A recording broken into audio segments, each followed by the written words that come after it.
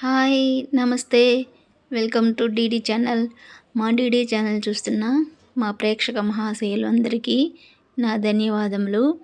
ఈరోజు మనం ఈ వచ్చే 4వ తేదీ అనగా ఆదివారం ఆషాఢ అమావాస్య వస్తున్నది. ఆ అమావాస్య గురించి కొన్ని విషయాలు క్లుప్తంగా తెలుసుకుందాం. ఈ అమావాస్యనే భీమ అమావాస్య మరియు జ్యోతిర్భీమేశ్వర అమావాస్య అనే 2 పేర్లతో పిలువబడుచున్నది. ఈ ఆదివారం వచ్చే ఆదివారం అమావాస్య గడియలు అయితే సూర్యోదయానికి ఉండడం జరిగినది. అనగా శనివారం తెల్లవారుజామునే అమావాస్య ప్రారంభమవుతుంది. కానీ సూర్యోదయానికి ఏ గడియలు ఉంటే దాన్నే తిథిగా పరిగణిస్తాము. కావున ఈ అమావాస్య ఆదివారం ఆగస్టు 4వ తేదీన ఏర్పడుతున్నది. ఎప్పుడైనా సరే ఆదివారం అమావాస్య ఏర్పడితే ఆ అమావాస్యకి చాలా విశేషంగా మనం పిలుస్తాము. కాబట్టి ఆ రోజున జరగవలసిన కార్యక్రమాలు విధిగా నిర్వహిస్తూ ఉంటే మన ఇల్లు ఎప్పుడూ సుఖ సంతోషాలకి నిలవుగా ఉంటుంది.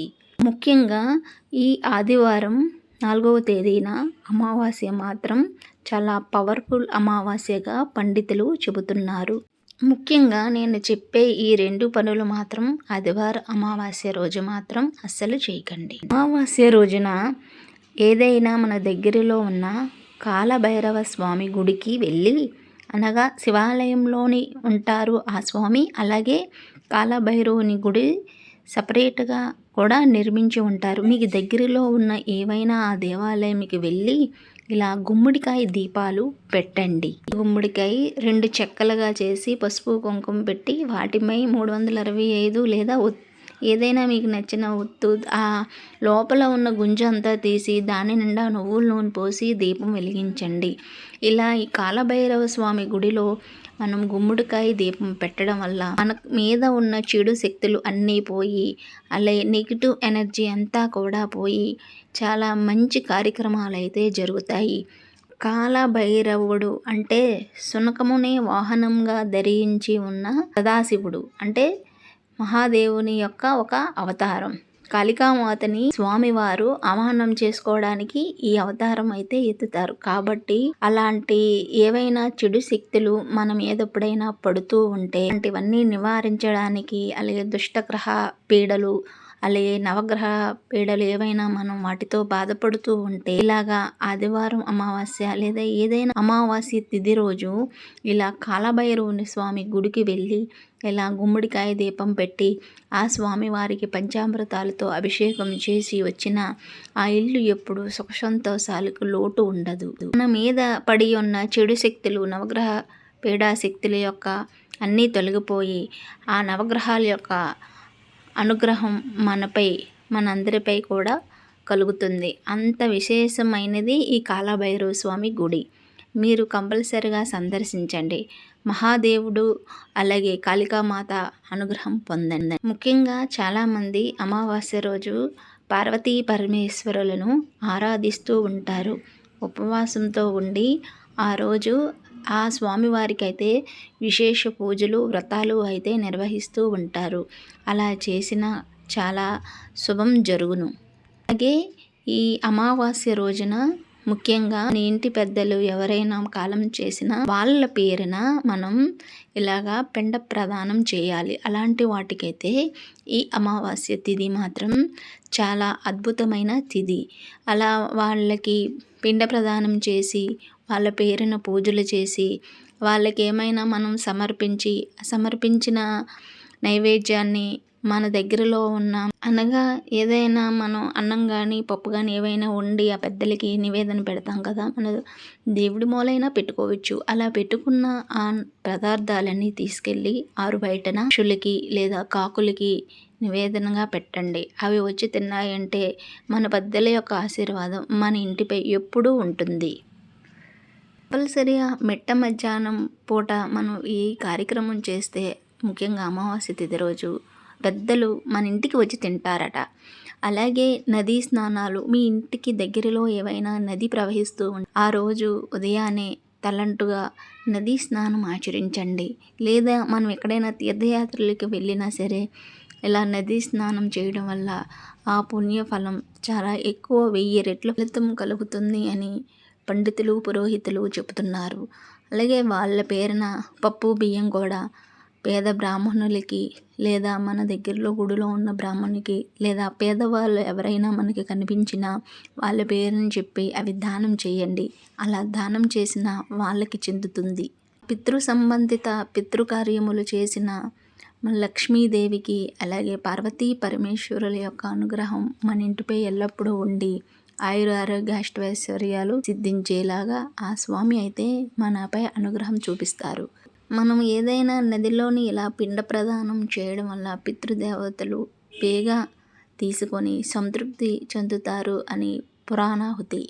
హిందూ మతంలో ఏదైనా అమావాస్య తిథి రోజు మనం చేసే పూజ, స్నానం చాలా పవిత్రమైనదిగా పరిగణించవచ్చును. అమావాస్య తిథి రోజున మన పూర్వీకులు మన వారసులని ఆశీర్వదించడానికి భూమికి వస్తారు అని ఇతిహాసం. కాబట్టి ఆ రోజు చేసే స్నాన, జప, పూజలకి చాలా విశేష ఫలితం వర్తిస్తుంది అని పురోహితులు వెల్లడిస్తున్నారు. కూడా ఆ రోజు ఉదయాన్నే నదీ స్నానం ఆచరించండి. లేదా పితృదేవతలు పేరు చెప్పి ఉదయాన్నే తలంటు స్నానం మాత్రం మర్చిపోకుండా చేయండి. చాలా మంచి జరుగుతున్నది. నదీ స్నానాల్లో స్నానం ఆచరించే వల్ల 7 జన్మల యొక్క పాపాలు నశించి మన పితృదేవతలందరికీ కూడా నరక ప్రాప్తి నుంచి విముక్తి కలిగించేలాగా చేస్తుంది. అలాగే స్వర్గలోక ప్రాప్తి కూడా కలుగజేసేలాగా కూడా చేస్తుంది. ముఖ్యంగా ఆ నదికి ఏవైనా పుష్కరాలు వచ్చే టైంలో అయితే ఇంకా చాలా విశేషంగా ఆ ఫలితం ఉంటుంది. కాబట్టి ప్రతి ఒక్కరూ కూడా అమావాస్య తిథి రోజు మాత్రం ఇలాగా నదీ స్నానం ఆచరించి పితృదేవతలకు పిండ ప్రదానం చేయవలెను.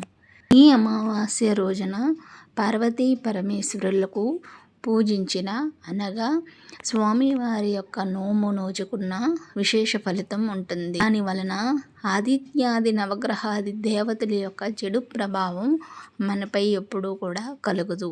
నవగ్రహ శాంతి కొరకు మనము ఇలాగా పార్వతీ పరమేశ్వరుల యొక్క పూజ అమావాస్య తిథి రోజును చేయాలి. ఆషాఢ అమావాస్య రోజు ఇంట్లో దేవుడి మందిరం దగ్గర పీఠంపై ఎర్రటి వస్త్రాన్ని ఉంచండి. దానిపై శివపార్వతుల ఫోటో పెట్టి పూజ చేయండి. పరమేశ్వరుడికి ప్రీతికరమైన బిల్వ దళాలతో పూజ చేయండి. పార్వతీదేవికి పసుపు, కుంకుమ, పూలతో పూజ చేయండి. సుమంగలి ఉపయోగించే అన్ని రకాల వస్తువులతో పార్వతీదేవి పూజ కొరకు వినియోగించండి. అమావాస్య గడియలు ముగిసిన తర్వాత ఆ సుమంగలి వస్తువులన్నీ ఎవరైనా ముత్తైదువుని పిలిచి బొట్టు పెట్టి అందించండి. ఇలా చేస్తే మీ దాంపత్య జీవితంలో ఉన్న సకల సమస్యలు తొలగిపోతాయంటున్నారు పండితులు. ఇక అమావాస్య రోజు ఈ పనులు అయితే అస్సలు చేయవద్దు. లక్ష్మీదేవితో సమానమైన బంగారు ఆభరణాలు కూడా కొనుగోలు చేసేందుకు అమావాస్య మంచిది కాదు. అలాగే నూతన వస్త్రాలు, చెప్పులు అమావాస్య రోజు అస్సలు కొనుగోలు చేయరాదు. అలాగే నూతన వాహనం కూడా అమావాస్య రోజు కొనుగోలు చేయడానికి మంచిది కాదు అని పెద్దలు నిర్ణయించారు. కేవలం ఈరోజు పితృదేవతలను పూజించిన, దాన ధర్మాలు చేసిన, వాళ్ళకి గౌరవం ఇచ్చిన ఆ రోజు శుభప్రదంగా ఉంటుంది. కాబట్టి వీలైతే కొత్తగా ఏమైనా వాహనాలు కానీ, బంగారు వస్తువులు కానీ, అలాగే అయినా చీరలు అలాంటి ఏమైనా కొనుగోలు చేయడానికి ఆ రోజు మించి రిమైనింగ్ మిగతా రోజుల్లో ఎప్పుడైనా కొనుగోలు చేయడానికి శుభప్రదంగా ఉంటుంది. బంగారు ఆభరణాలు కొనుగోలుకి వచ్చే శ్రావణ మాసం అంతా కూడా చాలా శుభప్రదమైన మాసం. ఆ మాసంలో మనం ఏ రోజు ఏ తిథి ఉన్నా సరే కొనుగోలు చేయవచ్చును. ఇక మనం పెద్దల పట్ల అనుచితంగా ప్రవర్తించిన వాళ్ళని దూషించిన అమావాస్య తిథి రోజు మాత్రం మంచిగా ఉండదండి. పెద్దలను ఎప్పుడు గౌరవంగా చూసి వాళ్ళ పట్ల మర్యాదతో నడుచుకోవాలి. వాళ్ళ మనస్సు బాధపట్టే మాటలు మాట్లాడడం, పరుషంగా ఉండడం అయితే మంచిది కాదు. ఈ వీడియో మీ అందరికీ నచ్చినట్లయితే ప్లీజ్ అండి లైక్ చేయండి, అలాగే సబ్స్క్రైబ్ చేసుకోండి, అలాగే మీ ఫ్రెండ్స్ అండ్ ఫ్యామిలీ మెంబర్కి షేర్ కూడా చేయండి.